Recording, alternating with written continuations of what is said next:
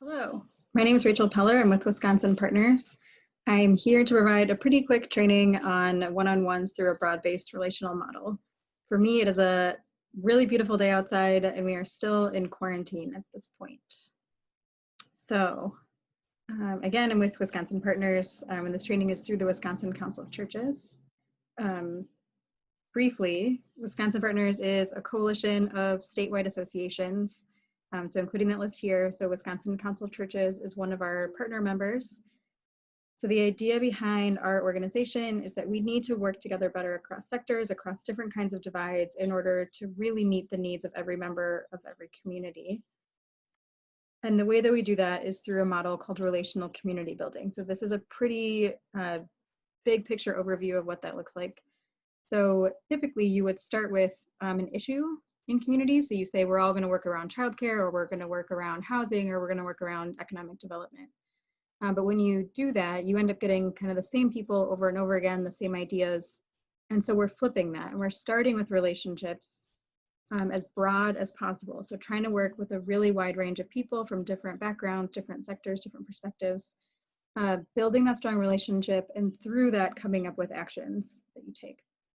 So today we're going to talk specifically about the one-on-one meetings, which are the core foundation of the relational community building model.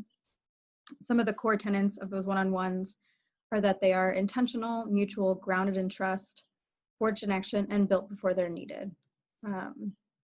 So this is not like a top-down relationship. We should both be benefiting from getting to know each other. And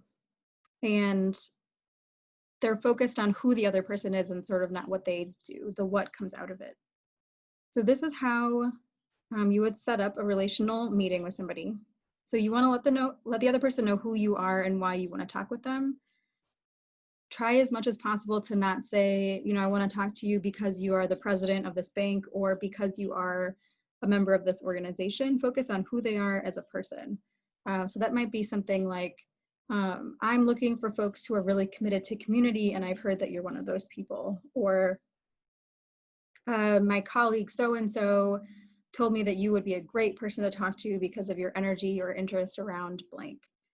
So as much as possible, again, focus on who they are as a person and not their title.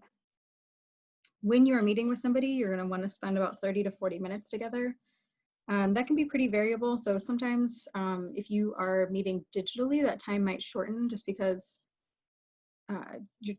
it can be tricky to navigate relationship building online or on the phone. So your phone call might be 20 minutes. And then if you're in person, sometimes I meet with people for an hour, just especially if we've both gone a long way to drive to meet each other. It's been tricky to set that up and we want to just really get the most out of that time. But for the most part, you want to have about 30 to 40 minutes, which is enough time to have a solid conversation, but not enough to finish it. So part of the goal is that you want to try to ask that person if you can get together again. While you're meeting, you don't want to take any notes. It's really based on just connecting with that person, really hearing them, having them hear and connect with you too. So you're not taking notes on it. It's not a business meeting. It's a meeting about connection. And then afterwards, you might jot down a few things just to sort of remind yourself of what you had talked about later. And then one framework is suggesting a 20 to 80 timeframe. So if I'm the one initiating that relational meeting, I would talk for about 20% of the time and encourage the other person to talk about 80. Don't worry too much about that. Just be pretty flexible around it. The only thing I would encourage you to do is just sort of be mindful of how much you're talking, and your focus is building a relationship with that other person. You're not trying to convince them of anything. You don't need them to hear you. You want to build that relationship. So here's some of what that can actually look like. So you want to talk about who you are, who we are. So part of what your work is, so both what it is and sort of how you're going about doing it. So when I talk about Wisconsin Partners, I might say, these are like the tangible things that we're doing, but then it's really important for me to talk about why I care about it. So why we are operating as an organization, and then why it's important to me personally. So always say who you are as an individual, not just who you are as your position. So some of that could be like where you live, talk about your family or your friends or your hobbies. So you just definitely want to share enough to encourage openness. And one of the best ways to do that is by storytelling. So getting in the moment for yourself and encouraging that in the other person. So again, you want to spend, you want to share stuff about yourself, but you want to spend a lot of your time really listening and connecting with the other person. So you'll ask questions with them about their life and their passions, try to make them open-ended, what's important to them, what keeps them up at night, what are they passionate about. And you can go ahead and talk about personal information as much as people feel comfortable and safe doing so with you. And that's going to be different for different people in different relationships. We're not necessarily trying to talk about tricky situations. Feel free to check in about like values or where people are coming from. But we're not trying to have arguments with people in these moments. It's about building a relationship. And then reflect back to them some of the things that you're hearing. So what are you hearing about their strengths or their passions or their lives? Just do some reflective listening in that moment.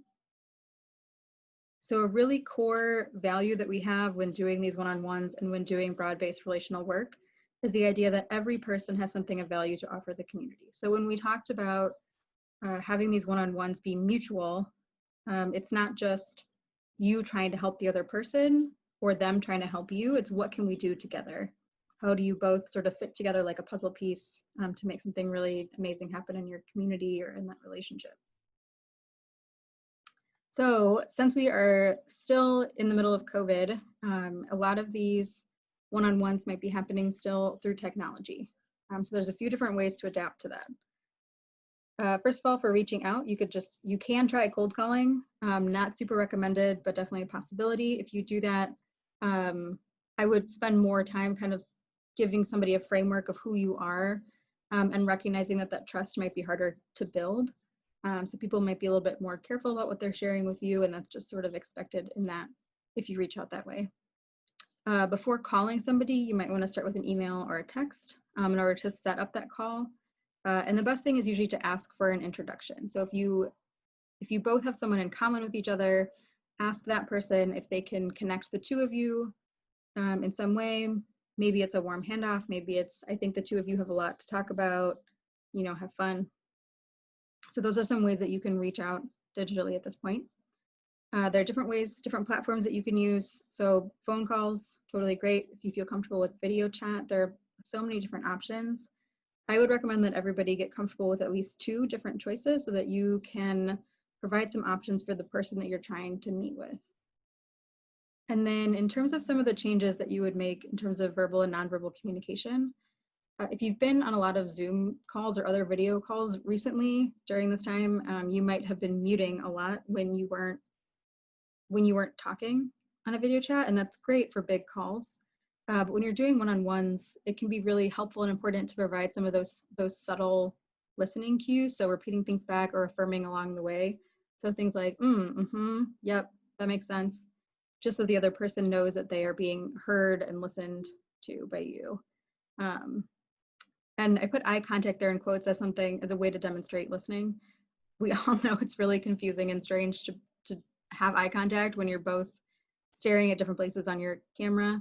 But as much as possible, don't be looking at your phone while they're talking. Don't be taking notes. Look at the screen or like up at the camera so that there's as much eye contact as possible. And then just be thoughtful around interruptions. So sometimes interruptions are helpful to kind of help a conversation feel organic, but you also just want to make sure that the other person doesn't feel like you're cutting them off in any way. And sometimes that can be really hard to gauge, again, through video or phone calls.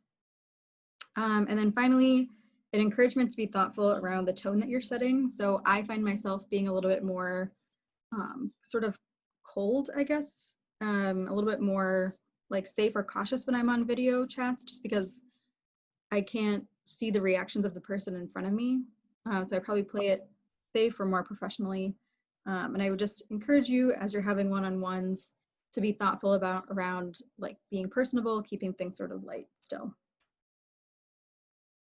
So the way we always end trainings like this is encouraging everyone to think of one person that you want to meet with in the next week. So who's one person that you want to have a conversation with, somebody that you want to be connected with by someone else, have a phone call, set up a video chat, whatever it is.